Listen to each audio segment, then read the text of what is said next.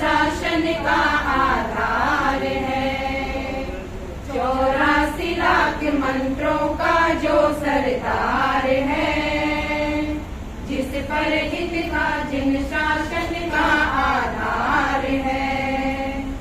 हर एक जैन को जिससे सच्चा प्यार है, नमोकार है, नमोकार है।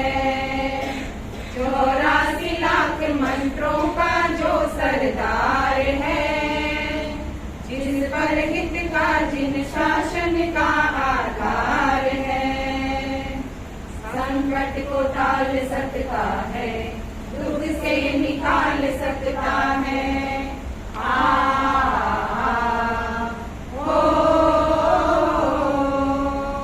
संकट को टाल सकता है, दुख से निकाल सकता है।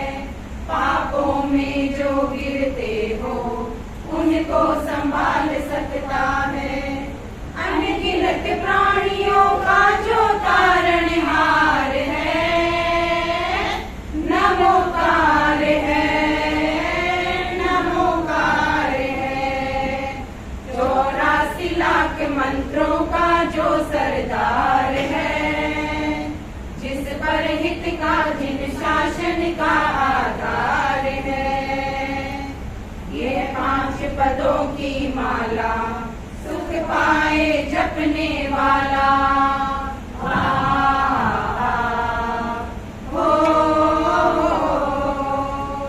ये 5 पदों की माला सुख पाए जपने वाला।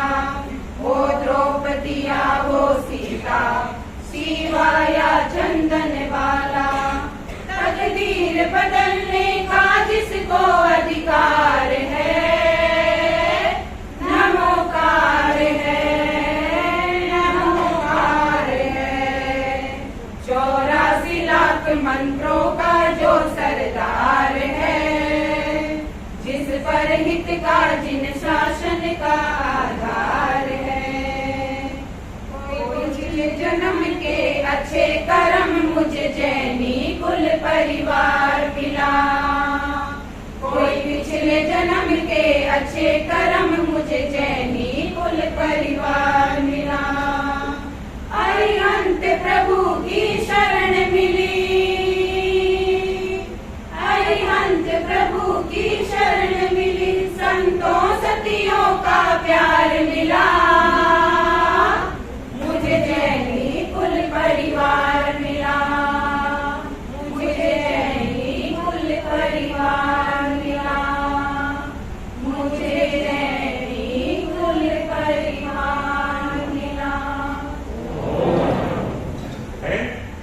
मैं सोचती हूँ ऐसे ग्रंथों का स्वाध्याय करना चाहिए, जिनसे हमारी आत्मा भावित हो सके।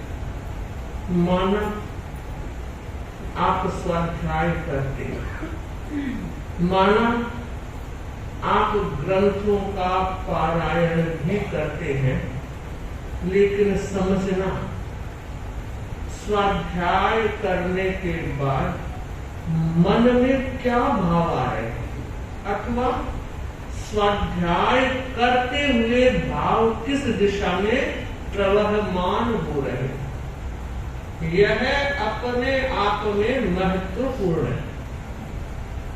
मैं बताना चाहूंगी उत्तराखंड सूत्र, जहाँ शिष्य गुरु की सन्निधि में उपस्थित होता है, हाथ जोड़कर वंदन करता है और पूछता है, भंते मुझे क्या आज्ञा है, मैं अब क्या करूं?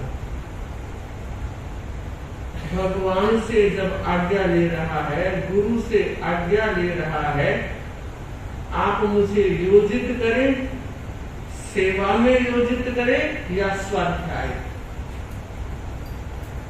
सेवा में योजित करेंगे, अज्ञान भाव से सेवा करो। स्वाध्याय में योजित करें, और जब गुरु स्वाध्याय में योजित करते हैं एक दिशा निर्देश देते हैं कि दिन के 2 प्रहर, पहला प्रहर और अंतिम प्रहर आगम में निर्धारित है स्वाध्याय के लिए, और रात्रि का पहला प्रहर और अंतिम प्रहर स्वाध्याय के लिए घोषित है अज्ञान कूलचर्या। इससे आप और हम चिंतन करें कि दिन के घंटे हुए 24 घंटों में 12 घंटे स्वाध्याय। तो देखें कितना बड़ा महत्वपूर्ण माना गया है स्वाध्याय की प्रक्रिया को।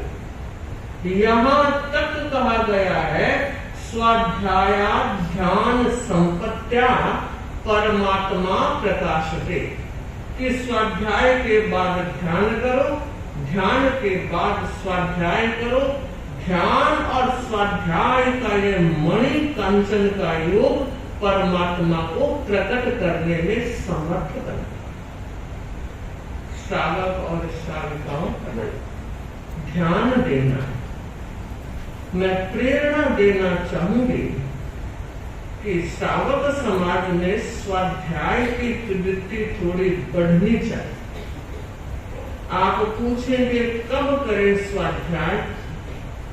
स्वाध्याय के लिए समय की जरूरत है, और आपकी बंधी हुई दिनचर्या इतनी व्यस्तता के साथ चल रही है कि आप स्वाध्याय के लिए समय नहीं निकाल पा रहे।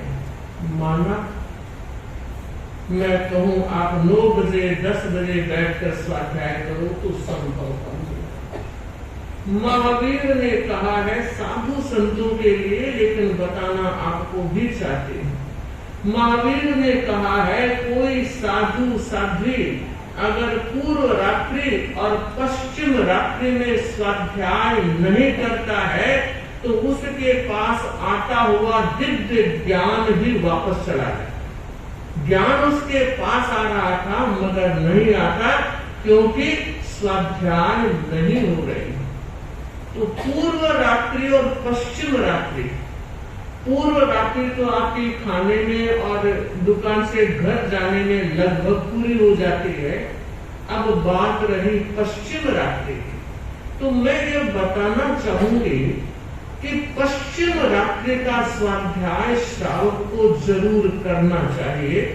एकांत होता है, वो खुद का अपना निजी समय होता है। पर दूसरी बार मैं जब ये देखती हूँ कि आप तो रात के 12-12 बजे तक सोते ही नहीं, भला स्वाध्याय कब करोगे? और नहीं सोने का कारण आपकी कामकाजी व्यस्तता ऐसा नहीं लग रहा है। आप इंटरटेनमेंट करते, टाइम पास करते हो, मनोरंजन करते हो, मोबाइल का साधन आपके पास आ है। मैं ये बताना चाहती हूँ early to bed and early to rise, early to bed and early to rise makes a man healthy, wealthy and wise. आप हेल्दी बना रहना चाहते हो, स्वस्थ चाहते हो, स्वास्थ्य चाहते हो, आप धन संपन्न भी बने रहना चाहते हो, आप बुद्धिमान होने के लिए भी प्रयास करें। पर मुझे बताओ, नीतिकारों ने जो बात कही है, अगर उसका इम्प्लीमेंट नहीं करोगे तो कैसे होगा? जरूरत है, अपेक्षा है, इसके लिए कोई दूसरा व्यक्ति आकर डंडा नहीं दे सकता। आप खुद को चिंतन करना, खुद को बदलना होगा, खुद को समझना होगा। कैसे बदलें, कैसे समझें? मुझे लगता है ना तो गुरु भगवंत बदल सकेंगे, ना साधु संत बदल सकेंगे। साधु संतों और गुरु भगवंतों का काम है मार्ग पर चलना और मार्ग दिखाना। वे खुद चलते हैं और श्रावकों को प्रेरणा देते हैं कि मनुष्य जन्म मिलना बहुत मुश्किल है, और मनुष्य जन्म मिल जाने के बाद भी जिन शासन का मिलना, महावीर का धर्म मिलना और गुरु भिक्षु का नंदन वंशा वैष्णव शासन मिलना यह बड़े सौभाग्य की बात है। इतना सब कुछ हमें मिल गया, उसके बाद भी नहीं जगेंगे तो कब जागोगे, कब नींद त्यागोगे? जरूरत है, अपेक्षा है, एक एक भाई और एक एक बहन किसी दूसरे का लेखा जोखा न करे। हमने अपनी जिंदगी दूसरों को देखने में आधी अधूरी पूरी कर दी है। अब वक्त आया है हम अपना सिंहावलोकन करें, हम अपनी चर्या, अपनी जीवन शैली को बदलने का प्रयत्न करें। और यह तब संभव होगा जब आप संकल्प के देवता को जगाएं।